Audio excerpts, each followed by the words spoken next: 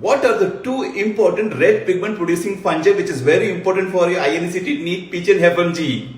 If you are saying Trichophyton rubrum number 1, number 2 is Penicillium or Thalassemachus marnifi, you are correct. What is important about these two fungi? First one, Trichophyton rubrum, it's a dermatophyte. Tri for 3. 3 means it affects skin, hair and nail, and it produces red pigment in saprolidextrose agar and pencil-shaped macroconidia. Correct. Okay, so everything is a question. You should remember. Second one, Penicillium marnifi or Thalassemachus marnifi. How do we remember? Thalaro, Thalai. Thalai is a South Indian actor, Ajit. Ajit likes what? First of all, he acted in red movies, so red pigment in SDA. Second, he likes grooming, broomstick appearance. Then he likes painting, paintbrush appearance. And then you see this beautiful red pigment in saprolidextrose agar. And Penicillium, don't forget, it is a dimorphic fungi causing opportunistic infection in HIV patient. It can affect your lung, your kidney, skin, everywhere. So don't forget, two important, Trichophyton rubrum and your Penicillium.